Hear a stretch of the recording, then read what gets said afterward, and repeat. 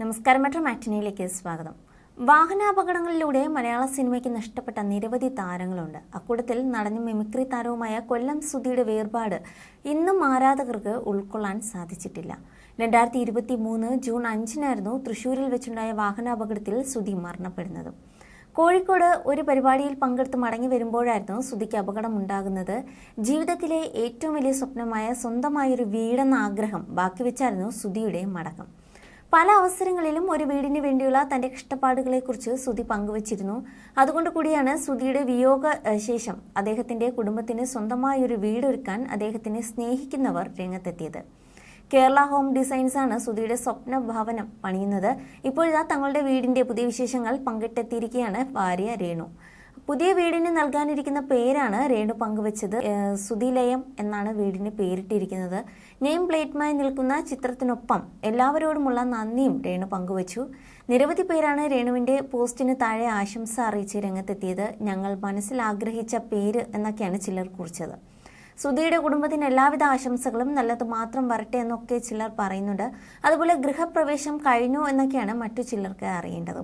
ഇതിന് ഇല്ലെന്നും രേണു മറുപടി നൽകുന്നുണ്ട്. തങ്ങൾ ആഗ്രഹിച്ചതിനേക്കാൾ വലിയ വീടാണ് ലഭിച്ചിരിക്കുന്നതെന്ന് നേരത്തെ രേണു പറഞ്ഞിരുന്നു. വീട് പണി നന്നായിട്ട് പോകുന്നു. കണ്ടപ്പോൾ ശരിക്കും ഞാൻ ഞെട്ടിപ്പോയി. ഇത്രയും വലിയ വീടാണോ നമുക്ക് കിട്ടാൻ പോകുന്നതൊക്കെ കണ്ട ശരിക്കും ഞെട്ടി. നമ്മുടെ മനസ്സിലൊരു വീടുണ്ടല്ലോ, അതിലും വലിയ വീടാണ് പണിയുന്നത്. എന്നെ സംബന്ധിച്ച് സ്വപ്നം കാണാൻ പറ്റാത്തൊരു വീടാണ് അവർ തരുന്നത്. വീടിന് വേണ്ടി ചെയ്തവരോടൊക്കെ നന്ദി മാത്രമേ ഉള്ളൂ എന്നായിരുന്നു രേണുവിൻ്റെ വാക്കുകൾ. കേരള ഹോം ഡിസൈൻസ് എന്ന ഫേസ്ബുക്ക് കൂട്ടായ്മയിലെ അംഗങ്ങൾ ചേർന്നാണ് സുധിക്ക് സൗജന്യമായി വീട് വെച്ച് നൽകുന്നത്.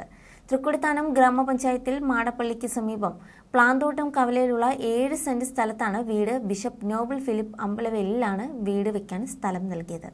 സുധിയുടെ 2 മക്കളായ റിതുലിന്റെയും രാഹുലിന്റെയും പേരിലാണ് സ്ഥലം രജിസ്റ്റർ ചെയ്തത്. വീടല്ലാതെ സുധിയേട്ടന്റെ സ്വപ്നം മക്കളെ നന്നായി പഠിപ്പിക്കണമെന്നായിരുന്നു. കിച്ചുവിനെ സംബന്ധിച്ച് അവന് ആനിമേഷനൊക്കെയാണ് ഇഷ്ടം. അവൻ വലിയ കുട്ടിയായി അവന്റെ ഇഷ്ടവുമായി മുന്നോട്ട് പോകുന്നു. റിതുലിനെ പൈലറ്റ് ആക്കണം എന്നായിരുന്നു സുധിച്ചേട്ടന്റെ ആഗ്രഹം. അച്ഛന്റെ ആഗ്രഹം ഇതായിരുന്നു എന്ന് ഞാൻ പറഞ്ഞു കൊടുക്കാറുണ്ട്. അവനെ അങ്ങനെയൊക്കെ ആക്കിയെടുക്കണമെങ്കിൽ ഞാൻ ഒരുപാട് കഷ്ടപ്പെടേണ്ടി വരുമെന്നൊക്കെയാണ് മുൻപ് രേണു പറഞ്ഞത്. എന്തായാലും രേണുവിന്റെ ഈ ഒരു സന്തോഷത്തിൽ ആരാധകരും ഏറെ സന്തോഷത്തിലാണ്. You're watching me on metromatney.com. on metromatney.com. metromatney.com. Subscribe for more videos. Subscribe for more videos. Subscribe here for more videos. Subscribe now. Thank you.